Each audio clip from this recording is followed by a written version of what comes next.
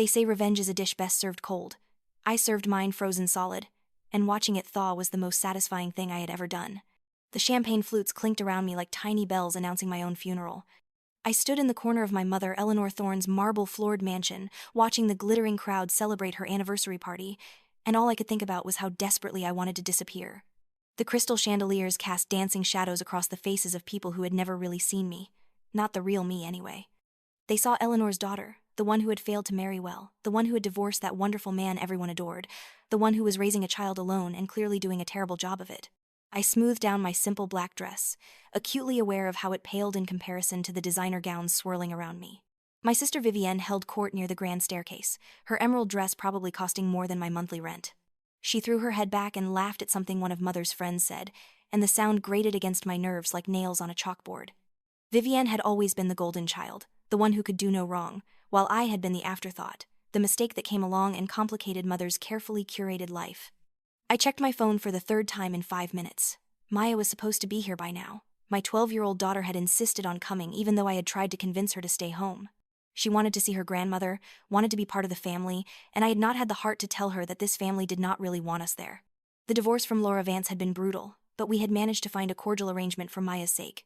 The double doors at the entrance swung open, and my heart stopped. Maya walked in, and the room fell silent like someone had pressed pause on the entire universe. The chattering stopped mid-sentence. The classical music from the string quartet seemed to fade into nothing. Every head turned toward my daughter, and I watched in slow-motion horror as my little girl stood frozen in the doorway. Her beautiful long hair, the honey-blonde waves that she had spent years growing, the hair she had brushed every night before bed while telling me about her day, was gone. Completely gone.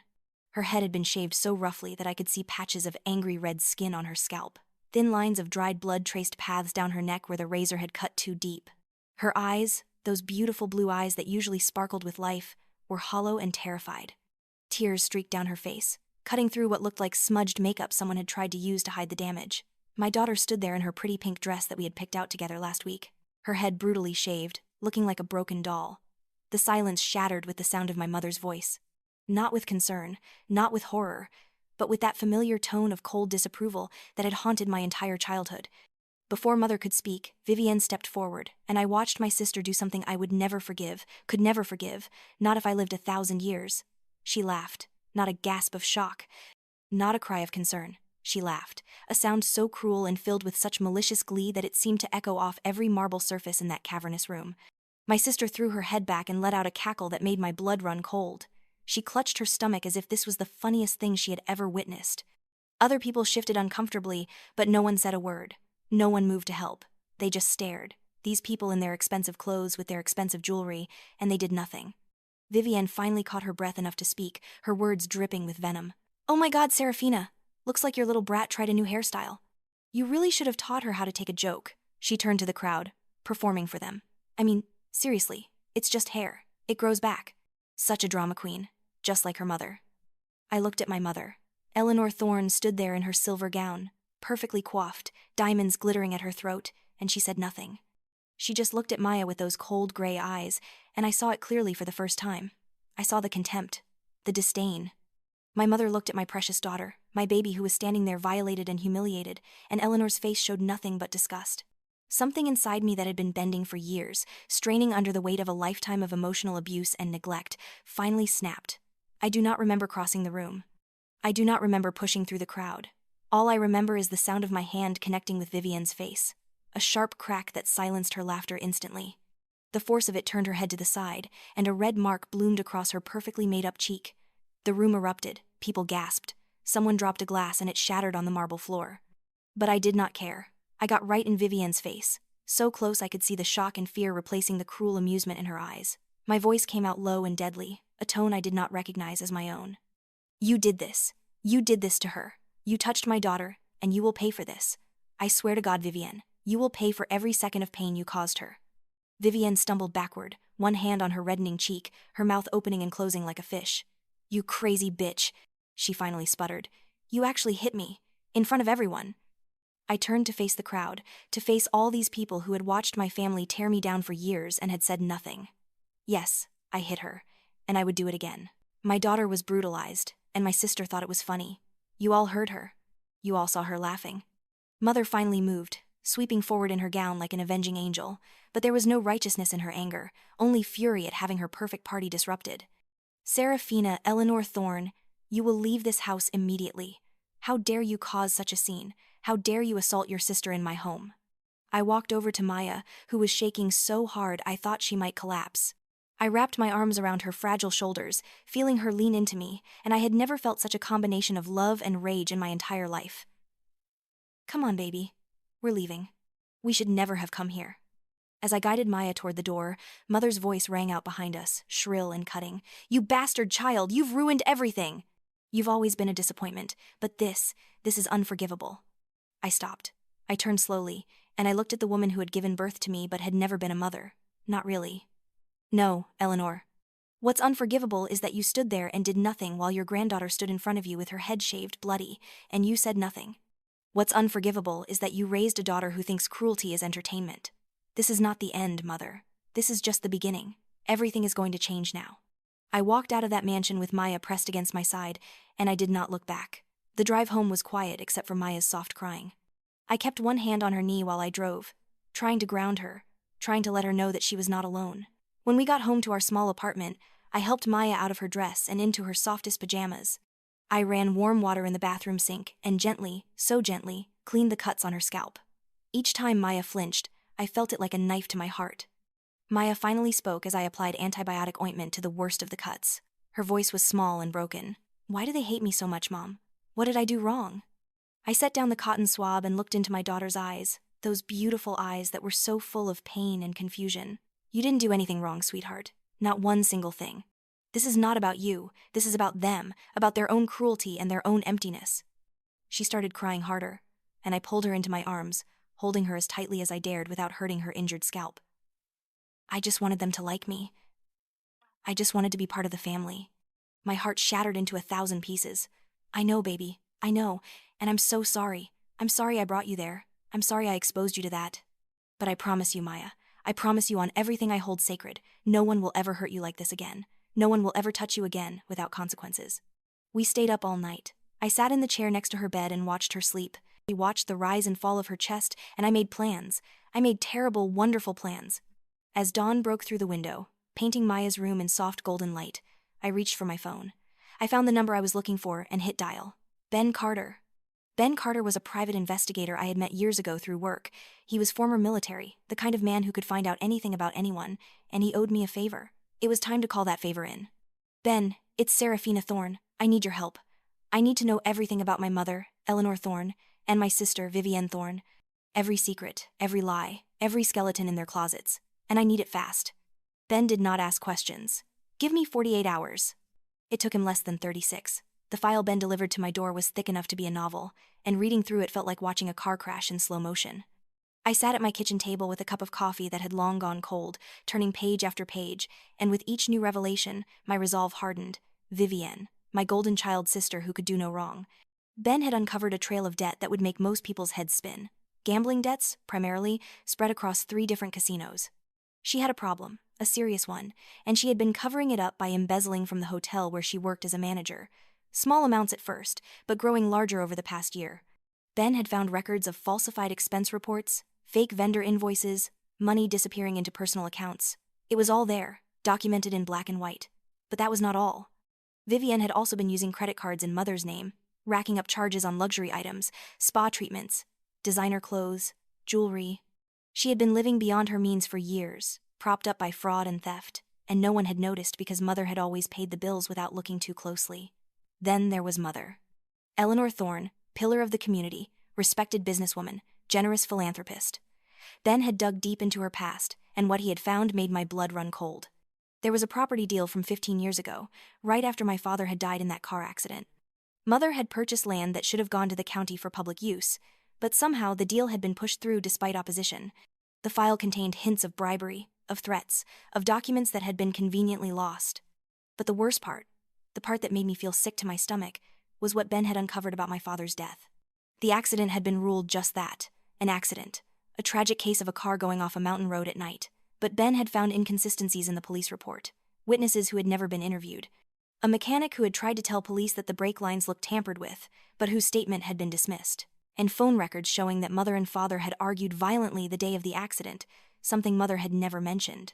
There was a recording, too, recovered from the dashcam of a truck that had been on the same road that night. I put in my earbuds and pressed play, and my father's voice filled my ears, a voice I had not heard in 15 years. He was arguing with Mother. I could hear her in the background, her voice high and angry.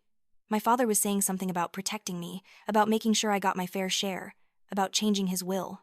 Mother was screaming at him to pull over, to stop the car, and then there was a sound like a struggle, and my father's voice rising in alarm. And then nothing but the sound of metal crunching and glass breaking and silence. I sat there for a long time after the recording ended, staring at nothing, feeling like the ground had opened up beneath me. My father had not just died in an accident, he had died because of Mother, because she had been fighting with him, because she had done something, caused something, and then she had covered it up. And Vivienne, according to Ben's notes, had been in the car behind them. She had seen everything. My family had killed my father and buried the truth. I started with Vivienne. She was the easier target, the one whose crimes were more recent and more obvious. I compiled everything Ben had found about the embezzlement. Every fake invoice, every altered expense report, every penny that had gone missing. I put it all together in a neat package with a cover letter explaining exactly what Vivienne had done, and I sent it anonymously to the hotel's corporate office, the board of directors, and the local district attorney's office. Then I turned to social media. I created accounts and began posting about Vivienne's gambling addiction, her lavish lifestyle funded by stolen money, her contempt for the hotel guests she was supposed to serve. I found people who had worked with her, people she had mistreated, and I encouraged them to share their stories. It took less than a week for everything to fall apart for Vivienne. The hotel fired her immediately once the investigation confirmed the embezzlement. The DA's office opened a criminal investigation. Her friends started distancing themselves as the stories spread. I watched it all unfold from a distance, and I felt nothing but cold satisfaction. Vivienne called me 3 days after she was fired. I put the phone on speaker so I would not have to hold it close to my ear. "What did you do?" Her voice was shaking, a combination of fear and rage. "What the fuck did you do, Seraphina?" I kept my voice calm, almost pleasant. "I didn't do anything, Vivienne. I just made sure the truth came out. You stole from your employer. You committed fraud. Those are your choices, not mine." She was crying now, ugly sobbing sounds that might have moved me once upon a time, but not anymore. Not after what she had done to Maya. "You're destroying me. You're ruining my life. I'm your sister." I laughed, and I heard the cruel edge in it, the same edge I had heard in her voice that night at the party. "My sister? You shaved my daughter's head and laughed about it. You stood there and humiliated a 12-year-old child for your own entertainment. You stopped being my sister the moment you touched her." "It was just a prank," Vivienne whimpered. "It was supposed to be funny." "No," I said softly. "You didn't think, and now you're paying the price for that. But this is just the beginning, Vivienne. This is just me being kind. If you ever come near Maya again, if you ever even speak her name, I will make sure you go to prison for so long that you'll forget what sunlight looks like." Mother called next. Eleanor Thorne was not used to things not going according to her plan. "Seraphina, we need to talk about what you've done to your sister." I poured myself a glass of wine and settled into my couch. Maya was at a sleepover at a friend's house, finally starting to smile again as her hair grew back in soft stubble. "I haven't done anything to Vivienne that she didn't do to herself, Mother. I just made sure people knew the truth about who she really is." "You vindictive little bitch." The words came out in a hiss. "You're trying to destroy this family." I actually laughed at that. "Helped me? When have you ever helped me, Eleanor? When you told me I was a mistake? When you made it clear that Vivienne was your favorite and I was just the burden you had to bear? When you stood there and watched your granddaughter humiliated and said nothing? If you don't stop this campaign against your sister, there will be consequences, Seraphina. I have resources you cannot imagine." "Go ahead and try," I said, "because I have resources too, Mother. I have the truth, and I'm just getting started." Over the next few weeks, the legal cases against Vivienne built momentum. The evidence was overwhelming. The newspapers picked up the story. Vivienne's face was everywhere, and not in the flattering society page photos she was used to. Laura, my ex-wife, came over one evening after dropping Maya off. She sat down at my kitchen table with a serious expression. "Can I ask you something? Did you do this? Did you orchestrate everything that's happening to Vivienne?" I met her eyes. There was no point in lying. "Yes." Laura was quiet for a long moment. "Good," she finally said. "That woman deserves everything she's getting. What she did to Maya was unforgivable." "There's more," I said quietly. "I found out things about my mother, about my father's death, things that I can't ignore." I told Laura everything Ben had uncovered, about the suspicious circumstances of the accident, about the recording, about Vivienne being a witness who had never testified. I watched Laura's face go pale. "Oh my God, Laura whispered. Seraphina, if this is true, if Eleanor was involved in your father's death, you have to go to the police. I will, I promised. But first, I need to confront them. I need to hear it from their mouths. Laura reached across the table and took my hand. Then I'm going with you. You shouldn't have to do this alone. I spent the next week preparing for the final confrontation. Ben dug even deeper, finding more evidence, more witnesses who had been ignored or paid off. I contacted a lawyer, a woman named Sarah Jenkins, who specialized in wrongful death cases. I laid out everything I had found, and I watched her eyes widen. This is explosive, Sarah said. If even half of this is true, your mother could be facing serious criminal charges. The plan was simple. I would arrange one final family dinner, claiming I wanted to make amends. Mother, always eager to believe that I would come crawling back, agreed immediately.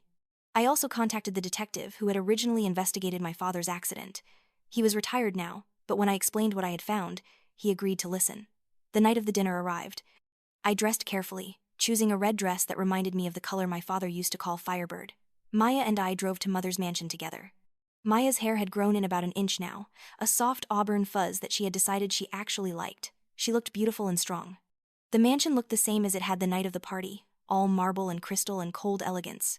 Mother sat at the head of the table in a pale blue gown, diamonds at her throat. Vivienne sat to her right, and I barely recognized my sister. She had lost weight, her designer dress hanging loose on her frame. I remained standing at the foot of the table, across from Mother. Thank you for coming, Mother said, her voice attempting warmth but achieving only frost. I think it's time we put all this unpleasantness behind us. I smiled. Family. That's an interesting word, isn't it? It's supposed to mean love, support, protection. But in this family, it's always meant something else. Control, cruelty, lies. I reached into my bag and pulled out the thick file Ben had compiled. I placed it on the table with a thud. I invited myself here to make sure the truth finally comes out. All of it.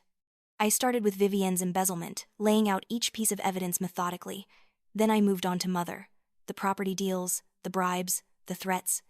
Eleanor's face went from angry to pale. But I saved the worst for last. I pulled out the accident report, the mechanic's original statement, the phone records.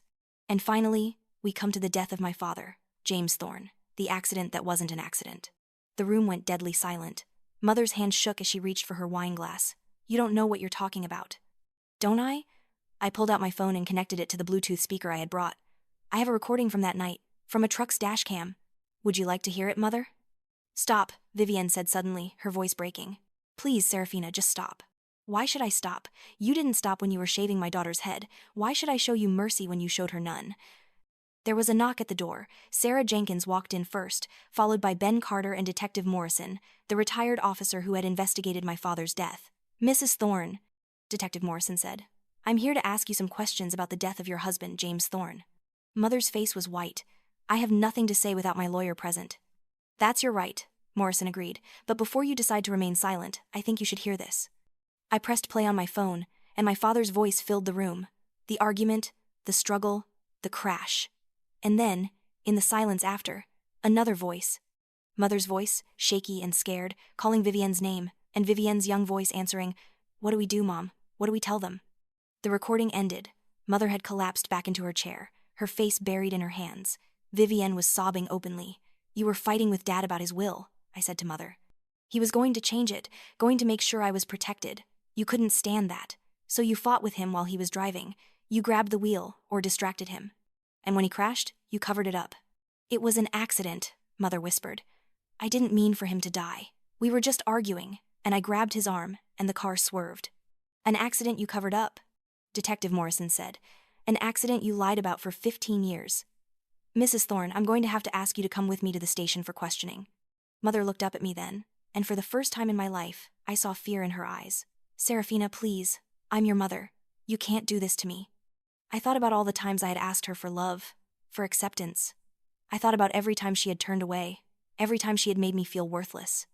I thought about Maya standing in that doorway with blood running down her neck. You're not my mother, I said quietly. A mother protects her children. A mother loves unconditionally.